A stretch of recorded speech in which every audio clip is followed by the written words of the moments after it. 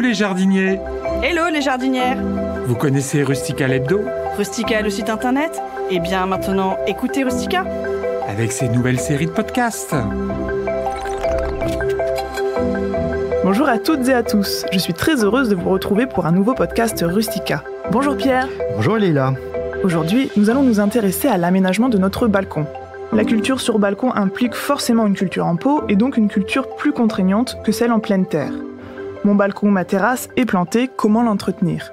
Alors c'est vrai, vous l'avez souligné Leïla, quand on a des végétaux qui sont cultivés en pot, ils sont tributaires du jardinier. C'est-à-dire que ces mêmes végétaux, si vous les plantiez dans un jardin, eh bien ils pourraient se débrouiller eux-mêmes. Ils pourraient chercher de l'eau et des éléments nutritifs en profondeur dans le sol. En revanche, comme vous le disiez, lorsqu'ils sont cultivés en pot, c'est beaucoup plus compliqué pour eux. Donc il y a deux éléments très importants qu'il faut absolument prendre en compte pour les jardiniers qui cultivent leur balcon et leur terrasse, c'est l'eau et la nourriture. L'eau, elle est indispensable à la vie des plantes. Il va donc falloir arroser régulièrement. Pourquoi ? Parce qu'évidemment, lorsque le volume du contenant est totalement déshydraté, la plante n'a plus aucun recours. Et puis, l'engrais et la nourriture, eh bien là aussi, il faut pouvoir apporter ces éléments fertilisants aux plantes, car une fois qu'elles ont colonisé l'intégralité du contenant, elles n'ont plus aucun recours, elles vont avoir faim, et donc c'est au jardinier d'intervenir. Et en ce qui concerne l'arrosage, de quel équipement vais-je avoir besoin pour arroser mon balcon toute l'année ? Alors la première chose, sur une terrasse ou un balcon, il faut s'assurer que vous ayez un point d'eau. Vous savez, c'est le traditionnel robinet, le robinet sur lequel vous allez pouvoir brancher un tuyau d'arrosage, vous allez pouvoir remplir votre arrosoir et ensuite arroser vos bacs. C'est pas toujours le cas, mais c'est très important parce que ça évite effectivement de faire des allers-retours entre la salle de bain ou la cuisine et la terrasse. Une fois que vous avez installé ce robinet, vous allez pouvoir y brancher un système d'arrosage automatique. Ça, c'est très pratique, Leïla, parce que vous allez pouvoir partir en vacances, en week-end, l'esprit serein. Parce qu'effectivement, pendant votre absence, c'est le programmateur qui va lancer les arrosages et c'est le réseau d'arrosage avec les petits goutteurs qui vont distribuer l'eau à chacune des plantes, eh bien, qui va assurer cette alimentation en eau. Et quelle est la bonne fréquence des arrosages ? Alors là, c'est vraiment au doigt et à l'œil. C'est au jardinier de décider et de ressentir. Évidemment, il est difficile, en fonction de la situation, en fonction de la taille des plantes, en fonction de leurs besoins, de dire il faut arroser tous les jours, tous les 2 jours, etc. En général, une plante en pot, en été, il faut l'arroser pratiquement tous les jours, voire 2 fois par jour, lorsque nous avons des étés caniculaires. En hiver, en revanche, on l'arrose beaucoup moins, mais on l'arrose quand même, parce que ces végétaux ont besoin d'avoir de l'eau. Vous savez, ce sont des plantes, notamment à feuillage persistant, qui continuent à transpirer, à évaporer de l'eau, et même en hiver, alors qu'on a l'impression que les plantes sont au repos, eh bien les plantes sont en activité, elles ont donc besoin d'être arrosées. Et est-ce qu'il existe des techniques pour économiser l'eau ? Alors la première chose, là, c'est de choisir des plantes qui soient robustes et économes. En général, toutes les plantes qui sont originaires du bassin méditerranéen sont des plantes qui sont rompues au soleil, à la chaleur et à des grandes périodes d'aridité. C'est la lavande, le romarin, le thym. Évidemment, ce sont des plantes qui sont intéressantes pour cela. Ensuite, on va pouvoir concrètement sur le terrain, sur votre balcon et votre terrasse, épandre un paillis sur le substrat. Vous savez, ce sont des paillettes d'ardoise ou éventuellement des copeaux de bois que vous allez déposer sur le substrat. Et ça va vous permettre de maintenir l'humidité du substrat tout en économisant les arrosages. Et concernant la nourriture, on parle d'engrais ou de fertilisation ? Alors ça, c'est le deuxième point très important. On va parler d'engrais. D'engrais, c'est les éléments que l'on va apporter. On parle également de fertilisation. Il y a 2 types de fertilisation. La fertilisation de plantation, que l'on appelle aussi la fertilisation de fond. Vous savez, Leïla, c'est ces engrais que vous allez mettre au moment de la plantation. Lorsque vous allez planter votre terrasse, vous allez utiliser du terreau, d'un substrat, vous allez mélanger quelques poignées d'engrais. Eh bien, c'est ce qui permettra aux racines de commencer à se développer et ce qui permettra aux plantes de subvenir à leurs besoins. Et puis ensuite, vous avez ce qu'on appelle la fertilisation d'entretien. Au bout d'un certain temps, l'engrais que vous avez apporté au moment de la plantation a totalement disparu. La plante l'a complètement absorbé. Il va falloir ajouter de l'engrais et ce, assez régulièrement. On va ajouter de l'engrais pratiquement 3 fois dans l'année, une fois au mois de février, une fois au mois de juin et une fois au mois d'août.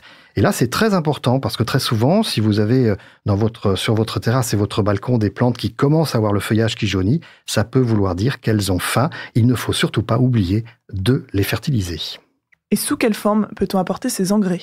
Alors, il y a plusieurs types de conditionnement. Tout d'abord, un engrais, il faut savoir, Leïla, apporte 3 éléments principaux. De l'azote, phosphore, de la potasse. C'est un petit peu technique, mais ce sont les éléments dont les plantes ont besoin pour se développer des racines, des feuilles, évidemment fleurir et éventuellement produire quelques fruits.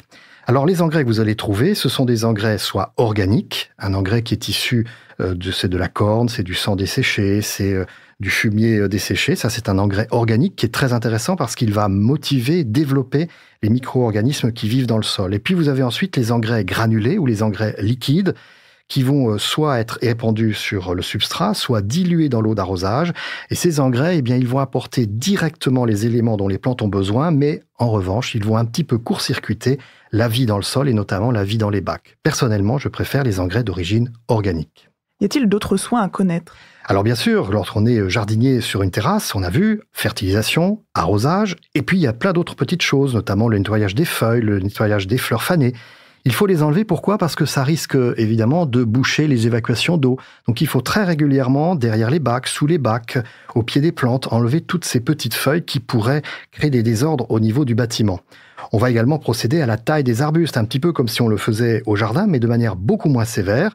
On va également les tailler parce qu'il faut en maîtriser le volume et le développement pour éviter qu'une plante grimpante n'aille envahir la façade, n'aille sur les toitures.